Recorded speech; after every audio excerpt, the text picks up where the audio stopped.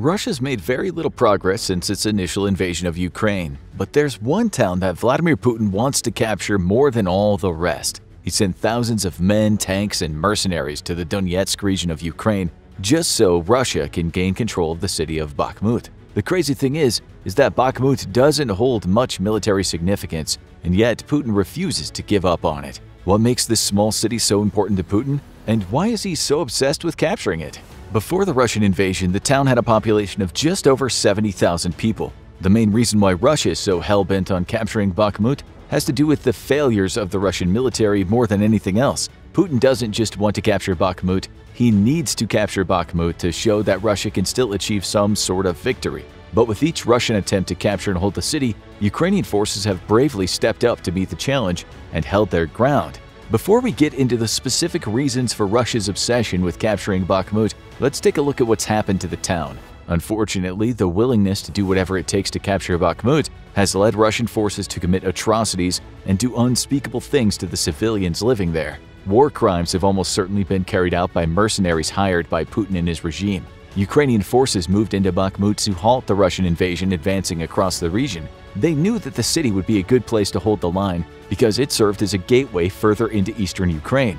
The brave soldiers set up barricades and aided civilians to shelters that would hopefully provide them with some protection from the coming carnage. Russia's already proved that they have very little regard for civilian life from the onset of the invasion. Anyone who was able to take up arms in Bakhmut was asked to do so by the Ukrainian military. Men and women of all ages were equipped with whatever weapons were available, while anyone who was able to evacuate was encouraged to do so. The Ukrainians prepared for battle. It was still night when the artillery shells first started to drop.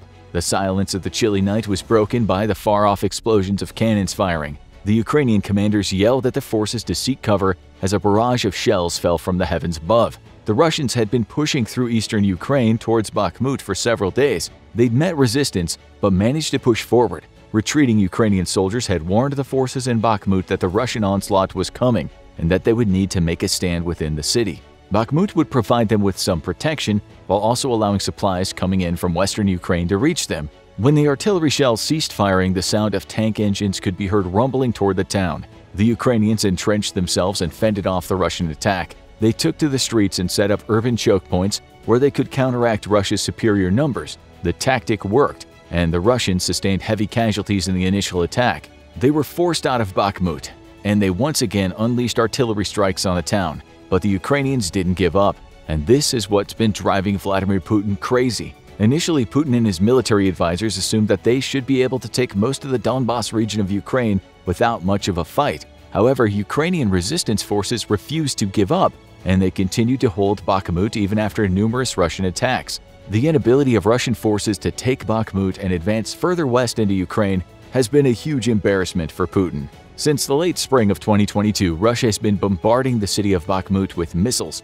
and sending ground forces into the city, hoping they could push the Ukrainian soldiers out of the area. The Russians almost gained control of Bakhmut when Ukrainian troops were forced to retreat from Luhansk in July. This advance brought the Russian artillery, tanks, and soldiers to the city's front door. However, this wasn't the worst part for the Ukrainians. On top of the Russian military, there was another group of soldiers pushing to infiltrate the city. Unfortunately, these soldiers were part of the Wagner Group, a band of mercenaries that Russia hired to do their dirty work. Once the Russian forces secured the outskirts of the city, they unleashed an iron rain upon Bakhmut daily. The Russians would send soldiers and members of the Wagner Group to probe the area and identify if they had successfully caused the Ukrainian forces to retreat. Much to their dismay, the Ukrainians in the city refused to give up. This was when Russia decided to escalate its tactics to war crime levels. The Russians continually shelled the city, causing civilians there to live in constant fear of being blown up. Those who could be evacuated were, but there were and still are elderly citizens and families that cannot get out.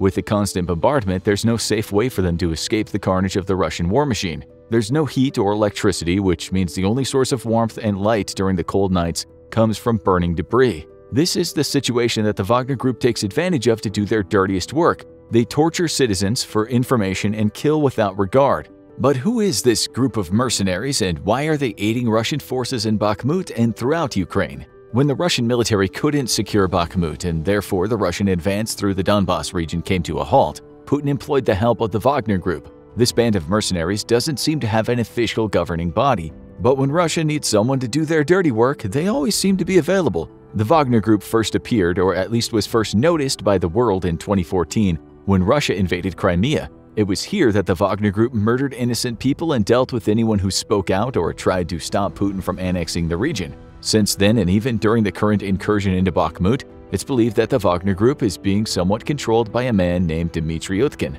Utkin was a former Russian GRU intelligence soldier who retired in 2013. It was around this time that the Wagner Group was created. Interestingly, while in the Russian military, Utkin's call sign was Wagner, which was one of the reasons many believe he started the group of mercenaries and is their de facto leader. However, since there doesn't seem to be any real chain of command, Utkin might just be more of a field commander. The Wagner Group works in other parts of the world as well, including Mozambique, Mali, and the Central African Republic. It's here that the United Nations has accused the mercenaries of grave human rights abuses, such as torture and executions. Basically, the Wagner Group will kill for anyone who will pay them.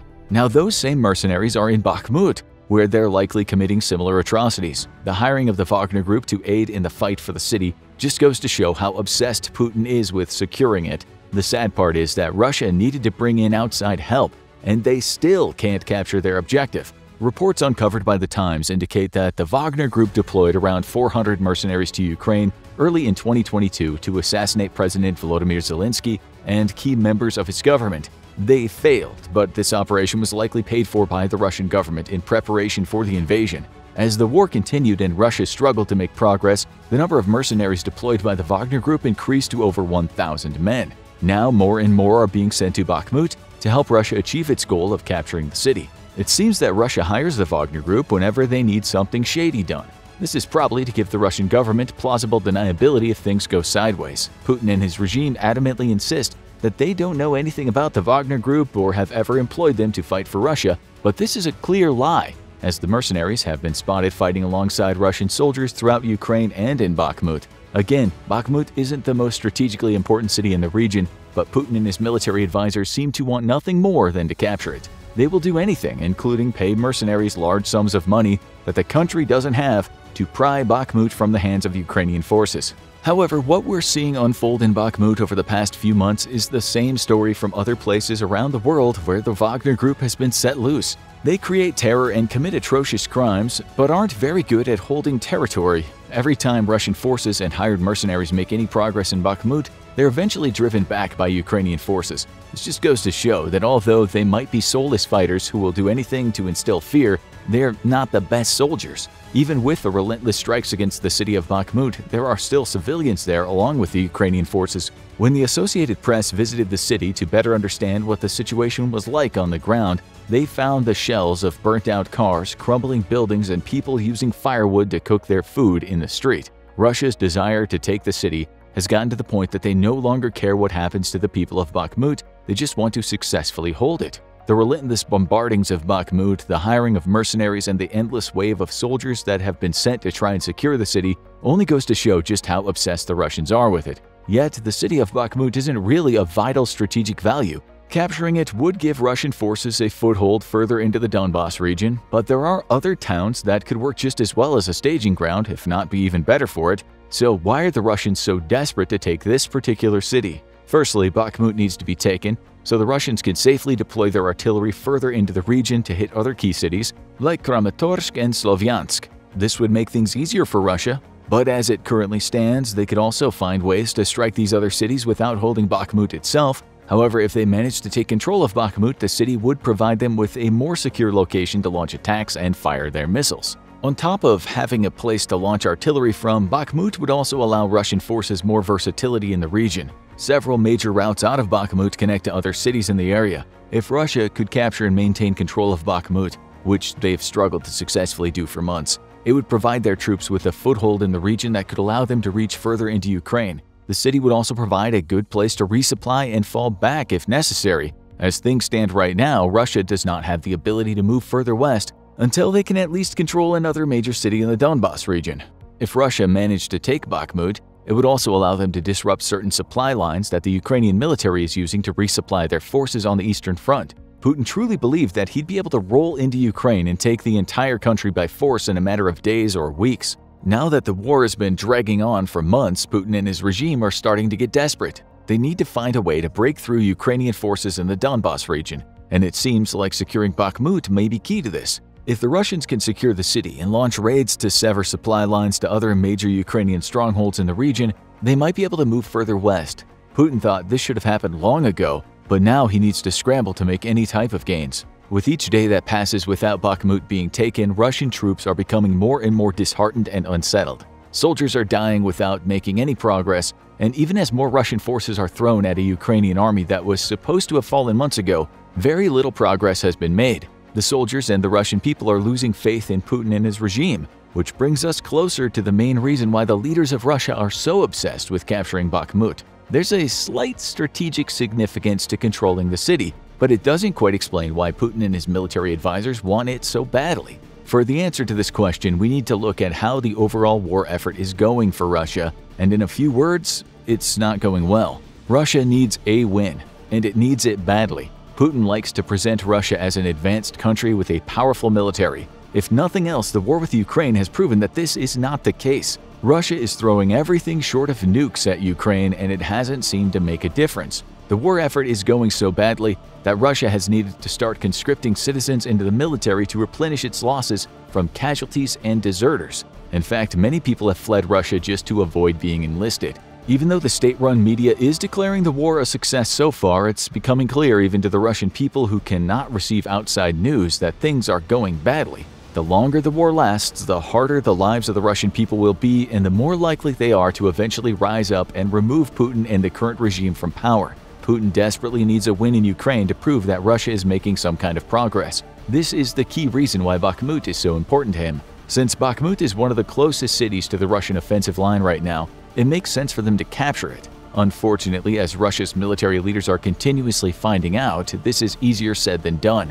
But rather than trying a new tactic, Putin has doubled down on taking Bakhmut to the point of becoming an obsession. It's believed that Putin thinks taking Bakhmut is the best way to prove to the Russian people that they're winning the war. It would be the first tangible evidence that progress has been made in months. Protests are breaking out across Russia. There are large groups of people publicly speaking out against the current regime. It's a bad time to be a high-ranking official in Russia. For several years, Putin has put contingency plans in place to ensure that the public never gains enough momentum to start a full-on revolution. However, things are starting to unravel within Russia's borders. At the beginning of the war with Ukraine, the majority of Russian citizens supported Putin's decision to invade the country. However, this number is slowly declining as the people in Russia suffer due to economic sanctions and vital resources being reallocated to the failing war effort. As the lives of the Russian people have become more unbearable, there will be a further increase in protests, greater unrest, and a decline in trust in the current regime. Putin will not give up his power,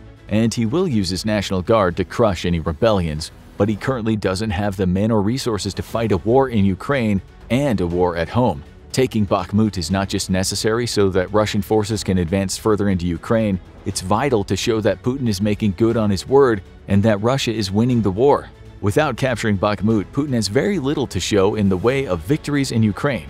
And this is the biggest problem of all for Putin. He doesn't just need to prove that progress is being made at this point, he needs to reassure the Russian people and the world that he can still win the war. As it stands right now, the Russian advance has come to a screeching halt. Their forces have had to retreat to regroup and replenish their numbers. Basically, all these factors indicate that Russia is in fact losing the war. This was unthinkable for Putin and his regime when they launched the invasion. They believed this would be a quick victory. Instead, they found themselves on the losing side of many battles and the war itself. This is terrifying for anyone who's in a position of power in Russia, but most crucially, this is very, very bad for Putin. If Ukraine continues to resist the invasion as the Russian economy is crippled by sanctions, it'll only be a matter of time before Putin has to either pull out his forces and admit defeat or take drastic actions and turn the tide of the war, such as by using nuclear weapons. The consequences of these actions would be dire for the world, and Putin would much rather start World War III than admit defeat in his war against Ukraine. This is why he's so obsessed with Bakhmut. Defeat is not an option, and the only way that Russia can show any form of progress at the moment is by taking the city. Without any clear victories, morale is decreasing, unrest is rising, and Putin is becoming more and more reckless. The brave Ukrainian soldiers who are holding the city of Bakhmut may be the catalyst that causes the downfall of Vladimir Putin. Now watch Ukraine's plan to win the war, or check out why Putin's invasion of Ukraine is a failure.